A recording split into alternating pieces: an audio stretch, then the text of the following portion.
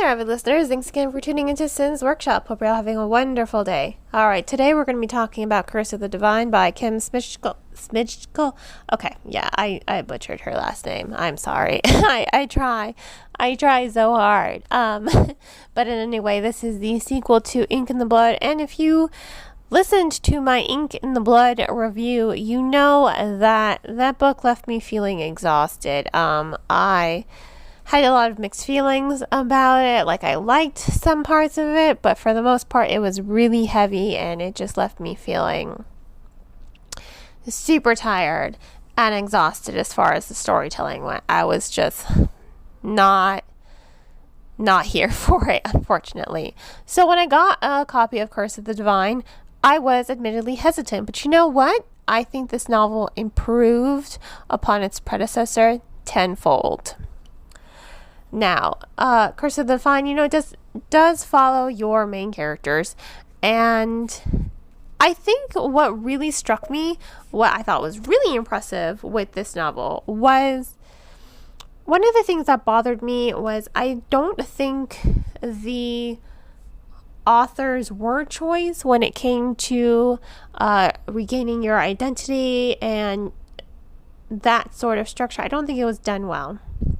I think it just acted like your identity is your choice, blah, blah, blah, choice. It's your choice to live your truth or not, but being who you are is not a choice, if you understand. It's like, it just reminded me so much about those narrow-minded people who are just saying, oh, you choose to be gay, or this, you choose to like women. Like, no, it's not a choice. It's who we are. It's who we are. It's never just black or white either. So that's why the wording in Ink in the Blood bothered me. That's why I was bothered by it so greatly. However, in this novel, the wording it's so much better. It's more contemporary. It's more realistic. It's more relatable to the reader. And that's why I enjoyed it more, because it didn't isolate me. I didn't feel isolated as a reader. I didn't feel put off as a reader. I could see what the author was doing here. She's in England, God, I just had her name at the top of my head. Our main character. I just had it. Celia. There we go. Celia. Celia's an Inkling, so she can see your aura, your identity, your inner identity. And what I do like in this novel is you get to choose your own name. No one chooses it for you. Your name is whoever you want to be. It's who you are. You choose your own name. So you have her Plague Doctor. He prefers going by his Plague Doctor rather than his normal name, and everyone just calls him the Plague Doctor. You have Dante, you have Diavala, you have Halcyon. I think that's what struck me, so much from this novel, is the wording, the language. It was, again, more contemporary, more relatable, and it didn't bother me when I was reading it. I felt like it was more respectful to the LGBTQ community. And I think that's what the author was trying to do in the first novel, but just the way I read it and interpreted it, it bothered me personally. It probably didn't bother a lot of people, but it bothered me for the reasons that I already mentioned. But, what I also liked was the pacing in this novel. It was so much quicker. I felt like Ink in the Blood, it dragged on too much to sort of build up to that climactic ending. I don't think it needed to drag. It felt so long. I'm just remembering it and I'm like, oh my God, it felt so long. And this one didn't. I felt like reading this one was kind of just a breeze, because you're seeing more character growth as well. There's more personality in this novel. The Plague Doctor, you actually get to see his perspective, and I think that that's really beneficial to the pacing of the story, and it's really beneficial to understanding him and his dynamic with Celia, because you're getting to understand him. You're understanding him, you're seeing him as a person, and that's what I thought was very well done with the story. That's what I thought was engaging. So ultimately, I ended up liking this book way more than the previous one, because there were lots of plot twists here. The story, it develops more. It turns out Diavala wasn't really the real villain. It's Halcyon, because Halcyon cursed her when she was a child.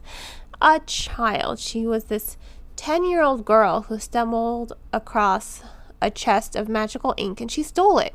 Why did she steal it? So that she could find some way to feed herself, because she was like a street urchin. And guess what? She just ended up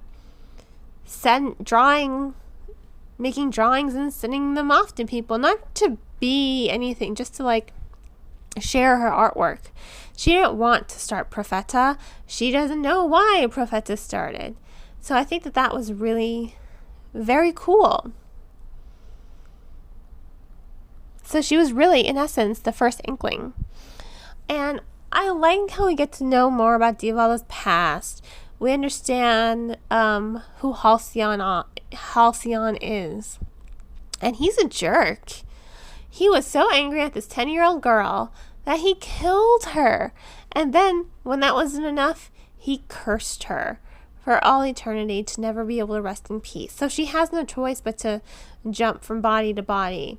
That's not really her will to do. She can only go from body to whatever body is closest to her, unfortunately, when she dies, or when that body dies, because this is the curse that Halcyon passed on to her. And I think that that's terrible. So you're really seeing more depth. You're seeing how the story is just not black and white. There are lots of shades of gray in there. And you're understanding Diavala more, and you pity her. And I like Celia. Why do I keep wanting to call her Claire? I'm sorry. You get to see Celia's journey as well. She switches sides. She goes from wanting nothing more than to destroy Diavala, then teaming up with her to destroy Halcyon so she can set Diavala free. Because this is not a life Diavala wants to live, and you really do connect to it as a reader. And it's more engaging, I think, the character dynamics, the tone, the pacing. I think it overall is a vast improvement on its predecessor, and I definitely enjoyed Curse of the Divine way more than the previous novel. So on that note, I'm going to give Curse of the Divine 4 stars. Again, vast improvement on wording, on language, on character dynamics, and character growth. You also do get to understand these characters, and they have way more personality than they did in the first novel. And the tone of the novel, it's not so heavy on the reader. There are some bits and pieces that are kind of reminiscent of Lewis Carroll's Alice in Wonderland, like the town that Halcyon lives in and the Inside Out motel. I mean, I do think it's really well done, and I do think it was a vast improvement. So, once again, Curse of the Divine gets 4 stars. Please remember to support the author by purchasing this book from your local bookseller or online book retailer. Please do not purchase off of Amazon. They get enough money. If money's tight, please support your local library by checking out the book from them and leave a review anywhere that you can for this book.